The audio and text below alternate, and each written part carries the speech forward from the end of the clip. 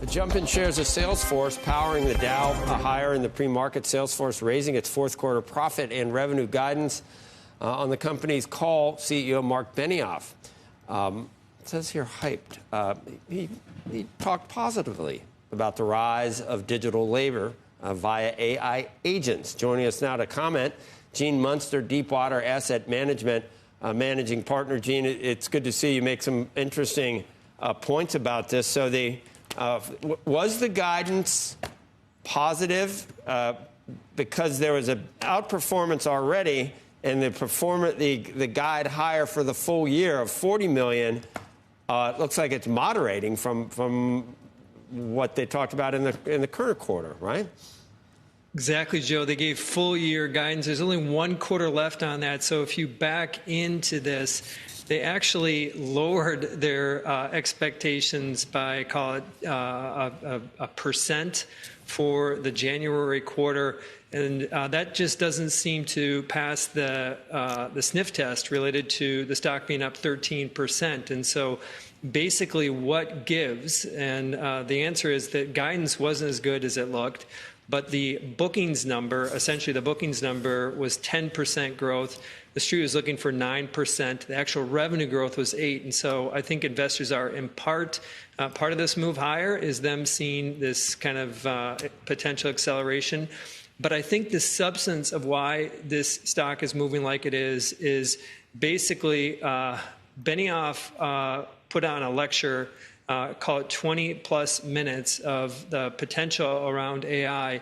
And you could go to that transcript and throw a dart at it and land on some incredible comment about how AI is going to reshape the world and ultimately reshape Salesforce. And the punchline is that they believe in this digital workforce, these agents, and they're the only company that can really bring it all together across data, across different segments of a business. And so that's the point.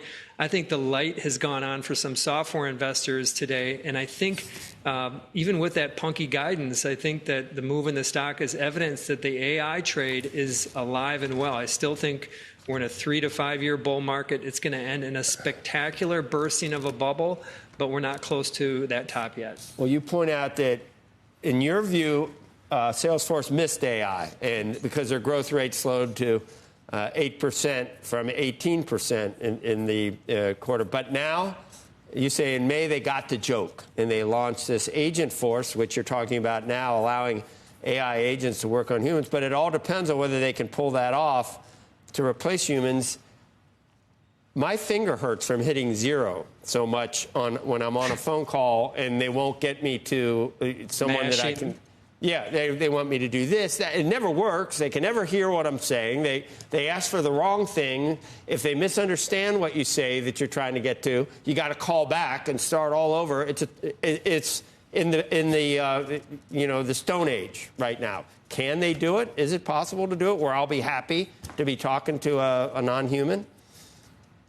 Yeah, eventually we're going to get there.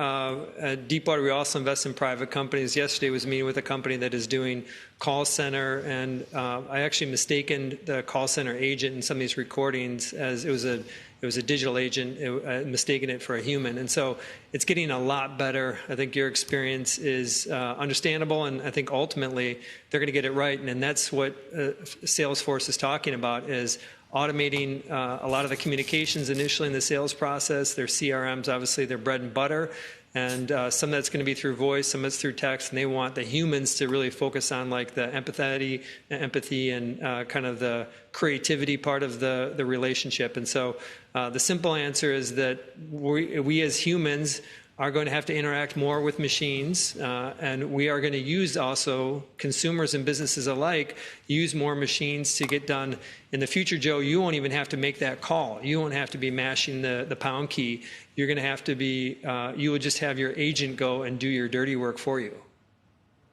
We'll see.